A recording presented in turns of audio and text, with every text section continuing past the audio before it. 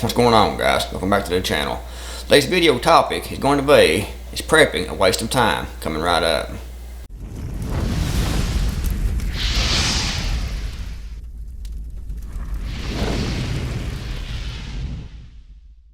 Last night I was thinking and trying to count back how long I've been actually prepping, how many years it's been.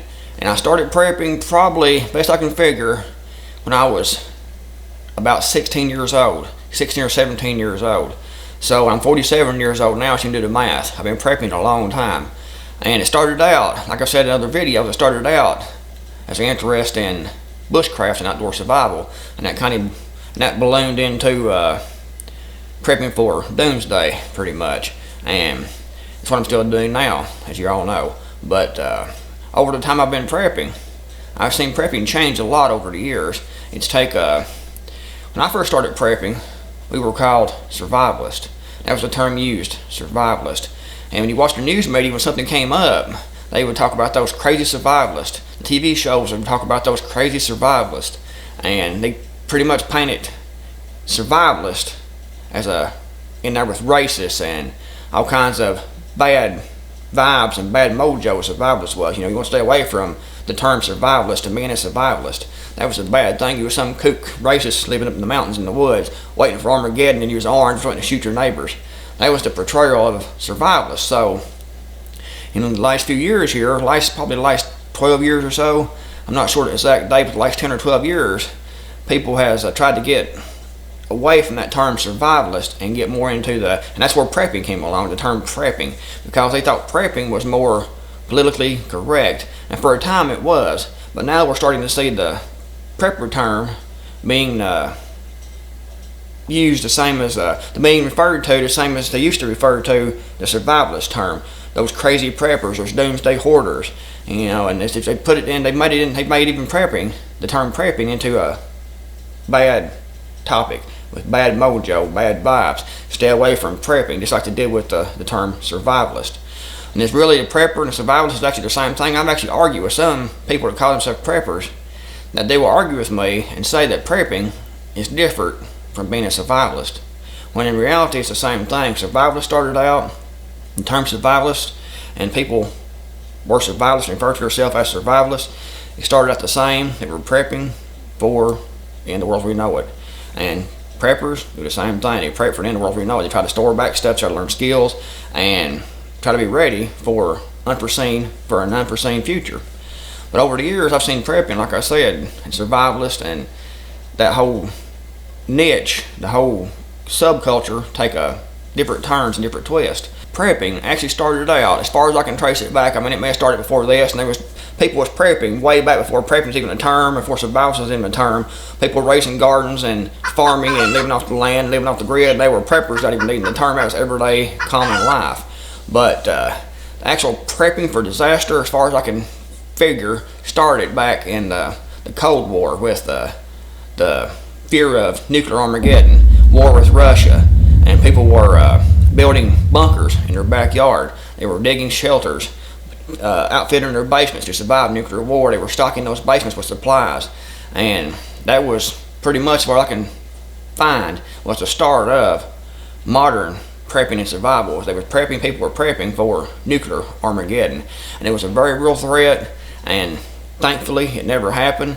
The people were preparing for it. They were building bunkers, they were building underground shelters, they were outfitting their basements and reinforcing their basements and putting ventilation systems in their basements and things like that. And the root cellars converting over to serve as a bomb shelter because they were expecting nuclear Armageddon.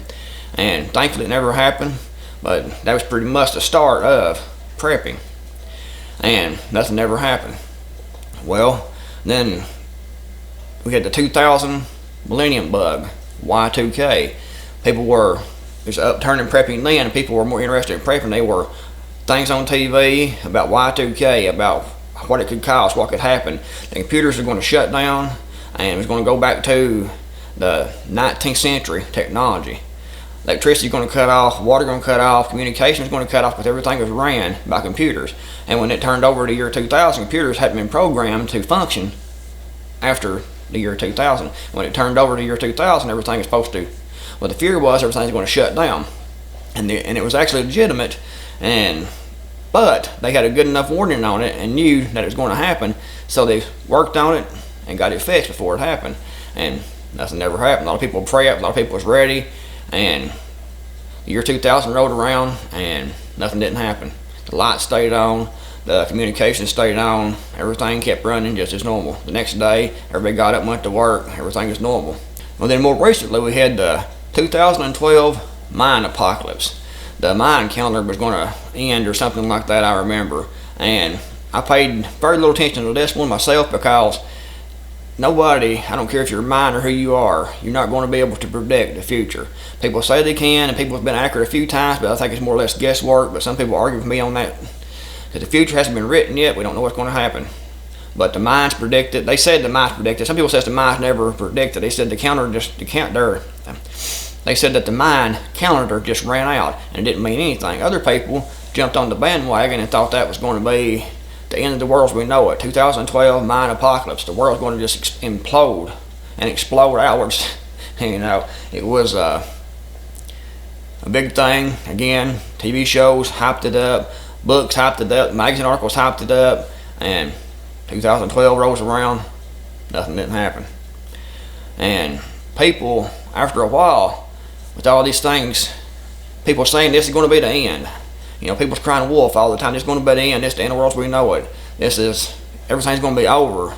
You better prepare now. People prepare. People get ready. People get excited. And nothing didn't happen. So after a while, with everyone crying wolf like that, people get prepping fatigue. And they say, what's the use? Why should we keep prepping for? I've heard this stuff for the last 20 years. People saying that this is the end. This is the big one. Something's going to happen. Doomsday. The zombies are going to start coming, and it's going to be over. And they wait, they prep, they spend money, they spend time. And the time rolls around that everyone says it's going to happen. And nothing. Passes by. The date passes by. The next day, people get up and go to work, same as they always did.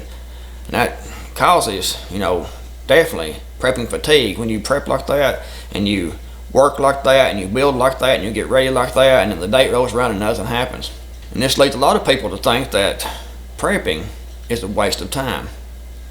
When in reality, prepping isn't a waste of time. Prepping is a good thing, and you should all keep prepping. And I will explain why. The mistake that we've been making is that we've been looking for a sudden collapse. This date is set. After this date, pow, it's over, collapse. And that's why we've been looking at this throughout the years. We've been looking at it as a set date. When it gets to that date, it's going to be the end.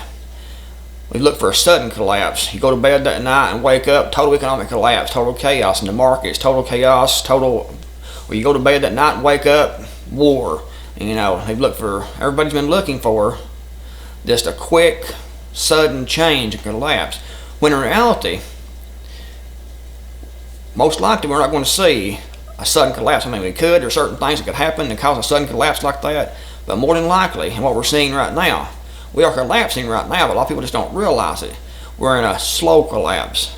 It's slowly collapsing. It's like the Roman Empire. If you look at the history of the Roman Empire, and you look at the United States right now, we have so much in common with the Roman Empire during the time the Roman Empire was collapsing. They say it took the Roman Empire hundreds of years to actually completely collapse.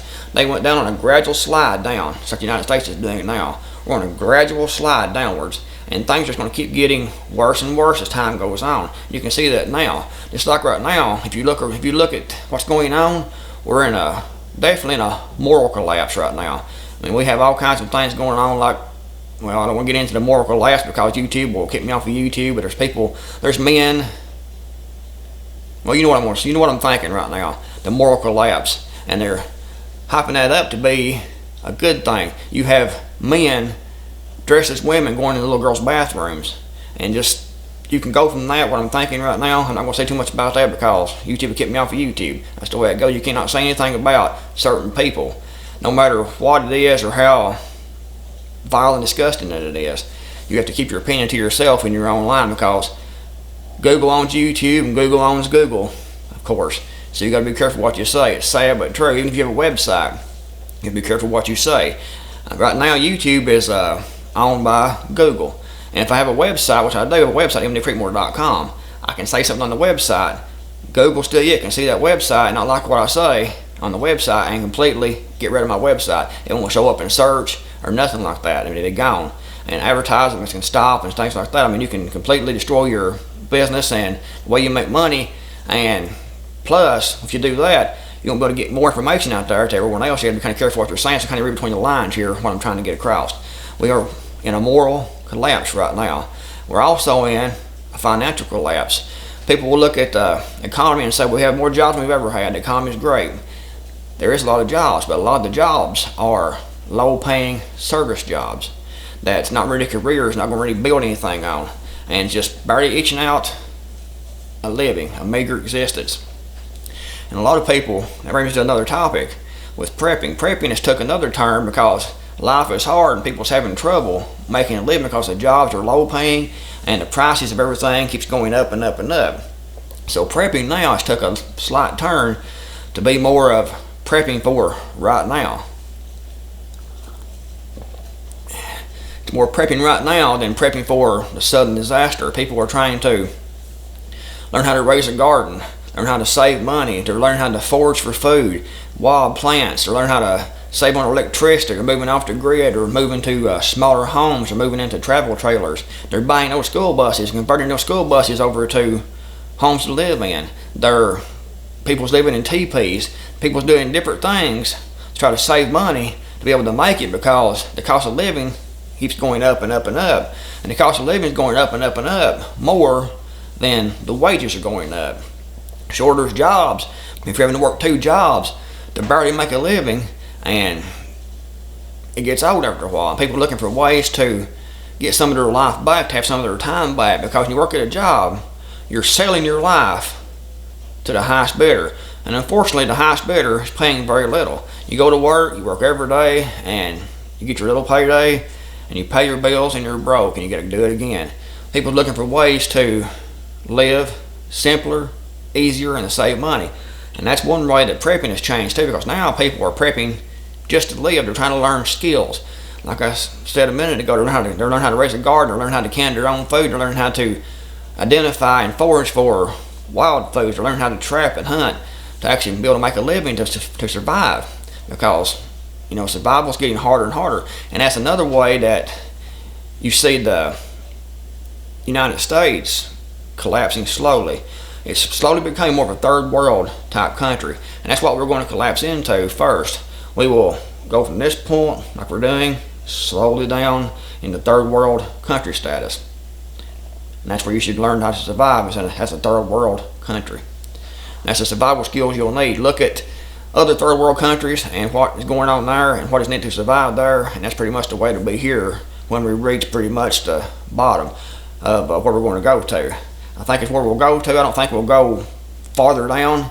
I think we'll go down to the level of a third world country. And that's what you should be prepping for and learning how to survive for. And you should be prepping, like I said, now, learning skills now, and learning how to survive now and to save money now.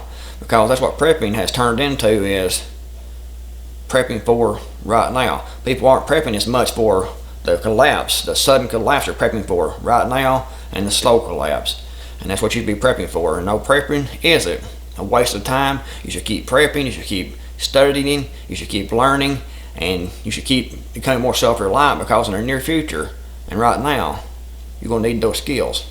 Well guys, if you found this video useful, give it a thumbs up. If you didn't, like always, give it a thumbs down. I think I'm the only person on YouTube that actually asks for thumbs down if you didn't like the video. Most people will say, give it a thumbs up. And I say, give it a thumbs up if you like it. If you didn't, give it a thumbs down. It don't matter to me if you like it or not. That's up to you. I can't please everyone. I learned that about YouTube. When I first started out on YouTube, I was trying to be perfect, and I was trying to make sure my stuff was just absolutely perfect. You're not going to get it perfect. You're not going to please everyone. And some people are going to like it. Some people are not going to like it. Some people will not like it and still watch it every time. Or they say they don't like it anyway, and still watch your videos every time. If you don't like it, why watch it? But if you like it, give it a thumbs up. If you don't, give it a thumbs down. And feel free to leave a comment below with your thoughts and suggestions. And also, if you haven't subscribed yet, then please do that. And be sure to turn on the notifications to get notified every time I upload a new video.